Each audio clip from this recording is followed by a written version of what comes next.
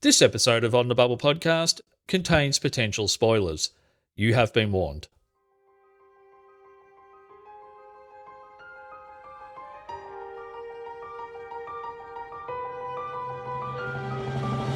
Six things I loved about the Fox sci-fi show Fringe. Number 1, I formed a deep appreciation for how Anna Torv, the lead actress in the series, portrayed the character Olivia Dunham. To begin with, I wasn't really used to a character being approached the way that Anna Torv approached Olivia. I hadn't honestly seen a character approached that way with such a reserved and almost insular approach to a character. But as we all saw, for those that have seen all 5 seasons of Fringe, the character of Olivia, or Olivia's as it happened to be, just flourished at an epic level. Torv's performance just got better and better and stronger throughout the series.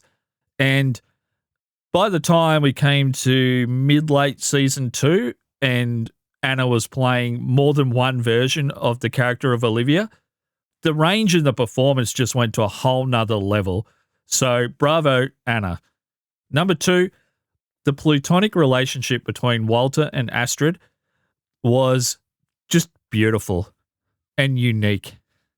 I'm not sure if I've ever seen that kind of on-screen relationship and character development. Just haven't seen it. It was really beautiful. Number 3, and I feel this is probably the thing that most fans of Fringe would agree on, John Noble's performance from episode 1 to episode 100, absolutely magisterial. It's one of the greatest TV acting jobs that I've personally seen. And the fact, guys, that it only snagged him one single award, a Saturn Award for Best Supporting Actor on TV, is beyond me. And pardon my language, absolute crap that he didn't win a whole plethora of awards. He should have a bucket full, a trolley full, a lab full of awards for an absolute tour de force of acting and character development and range. To me, it's up there with Sarah Michelle Gellar as Buffy Summers in terms of occupying a character in such an incredible and singular way. It's just amazing that John's not given more credit for that performance. And I know he kind of stole the show in Lord of the Rings. He was so great as Denethor that maybe nothing will ever outshine that, and nor should it. But John Noble as Walter was extraordinary. And if nothing else, it's a reason to keep rewatching Fringe, because there is subtleties in the performance that are more and more obvious every time you watch it. And to me, just to reference the previous episode, he was allowed to flex into places that some of the other characters weren't, in terms of diving deep into the moment. And as I said in the previous episode, all the Abramisms, colorizations, glyphs, numbers, all that stuff, although I saw it as a bit of a detraction from certain episodes, John Noble was never a detraction, regardless how into the character and how wild his performance was, scene to scene. It was all justified and it was all absolute gold. So number 4, I enjoyed the character of September a lot. Incredibly well acted and well developed. And in terms of the observers, September was the only observer where I actually cared what the character was up to and thought about, where's September? What's September doing? How is September going to influence or not this particular arc or episode? The other observers for a great swath of the show were just a passing interest. And if they weren't in an episode, I wouldn't really have noticed. And if they weren't part of an entire arc, I probably also wouldn't have noticed. But September was always front of mind and always omnipresent throughout the series. Very well acted too. I'm not sure if I said that. Incredible performance. I believed that that character was a mostly emotionless, yet very conflicted humanoid from another place and another time. Incredible performance once again. Okay, number 5, the music in Fringe.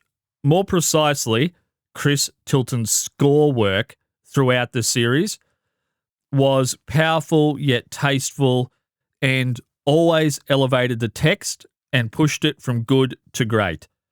Some of the J.J. Abrams stuff, that to me was a little bit, I made this so I get to do the music. I don't know how I felt about some of the Abrams sounds, but Chris Tilton was living in that universe, and the music and the score and the mood and the melody all reflected what was best for the show and for the scenes that we were experiencing together. Number 6, and this will come as no surprise to people that have listened to On the Bubble podcast for now over 10 years, the thing I care almost more about than anything else, Fringe had great season openers and arguably even better season finales.